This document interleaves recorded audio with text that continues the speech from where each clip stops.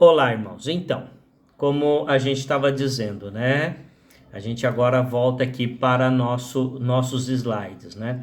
Então, a palavra Emaús, ela vem da expressão hebraica Hamat, que significa fontes de águas quentes. E era um povoado que ficava a 11 quilômetros de Jerusalém, onde eles saíram. O contexto da história todos nós sabemos. Jesus havia sido crucificado na sexta-feira e já havia se passado 3 dias desde a sua morte. Esse período foi um período de luto e de muita tristeza, né? O Mestre, aquele que nos fez acreditar no mundo melhor, aquele que nos tratou com dignidade, aquele que nos trouxe esperança, estava morto. E já há 3 dias. Então, acabou. Vamos voltar para a nossa vida antiga. O próprio Pedro, né? Ele volta a pescar. Há uma passagem bíblica nos relatos da ressurreição que Pedro estava pescando. E quando ele vê Jesus, ele pula na água. Provavelmente ele deve ter se lembrado que Jesus faria dele não mais pescador de peixes, mas pescador de almas. E ele deveria estar pescando almas, mas voltou a pescar peixes, né? Ele então ressuscita e se encontra com aqueles 2 homens que estavam conversando enquanto caminhavam. Jesus então os questiona sobre o que estavam discutindo e percebe que eles estavam tristes, decepcionados e provavelmente com medo também. É esse o fundo do texto que lemos da nossa história. Estavam no caminho errado. Estavam no caminho errado, né? Olha só o que Marcos 16:7 nos diz. Mas ide e dizei a seus discípulos e a Pedro que ele vai adiante de vós para a Galileia. Lá o vereis como ele vos disse. Isso foi a palavra do anjo para as mulheres que encontraram um túmulo vazio. E os anjos dizem àquelas mulheres: mas ide, dizei a seus discípulos e a Pedro que ele vai adiante de vós para a Galileia. Lá o vereis, como ele vos disse. Então Jesus já havia dito, àqueles homens que ele estaria na Galileia e não em qualquer outro lugar. Jesus já havia dito o que haveria de acontecer. Por que a surpresa? Por que a tristeza? Por que a decepção? Por que voltar para a sua velha vida? Por que voltar para os seus antigos afazeres? Por que ir em direção a Emaús? Emaús é o caminho da desistência, é o caminho do desânimo, é o caminho da incredulidade. Emaús significa, acima de tudo, incredulidade.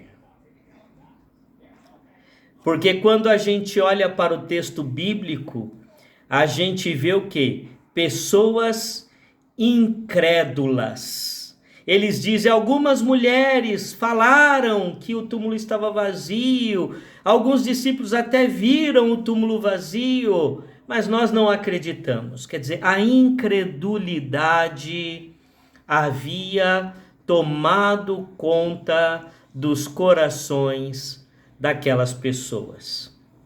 Vamos falar um pouquinho sobre Jerusalém. Jerusalém, irmãos, significa cidade da paz. É uma junção da palavra ira, né? Yura, algo nesse sentido, que significa temor a Deus, mas a palavra Shalem, Jerusalém, né? Jerusalém.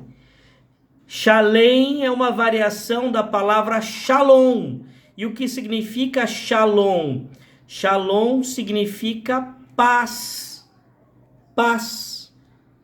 Né? Então, era para que eles aguardassem em Jerusalém o sinal do próprio Deus, para se encontrarem com Cristo ressurreto. Então, no momento ali da desilusão, no momento do desânimo, no momento da tristeza, era para que eles permanecessem em paz, ou na cidade da paz, em Jerusalém, aguardando as coordenadas do que viria a ocorrer depois, né?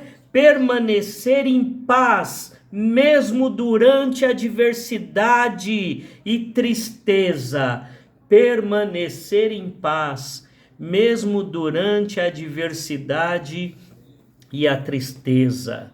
Então, irmãos, esses seguidores de Jesus, eles estavam no caminho errado, eles estavam na direção errada. Mas por que eles tomaram essa direção errada? Porque o seu coração foi tomado de desânimo, de decepção, de tristeza, e esse desânimo, essa decepção, essa tristeza gerou no coração deles a incredulidade. E quando nós somos movidos pela incredulidade, inevitavelmente nós seguimos em direções erradas, tomamos decisões erradas, seguimos em direções contrárias, vamos aonde não temos como encontrar Jesus. Emaús não era o lugar de encontro, Emaús não era a direção que eles deveriam tomar. Mas quando o nosso coração é dominado pela incredulidade, nós inevitavelmente tomamos a direção errada. Nós muitas vezes agimos da mesma forma, estamos tão próximos do caminho certo, mas nós muitas vezes agimos da mesma forma, estamos tão próximos do caminho certo, mas não estamos no caminho certo. Abandonamos o lugar onde deveríamos aguardar o cumprimento da promessa e trilhamos outro caminho, simplesmente porque não cremos. Simplesmente porque não cremos.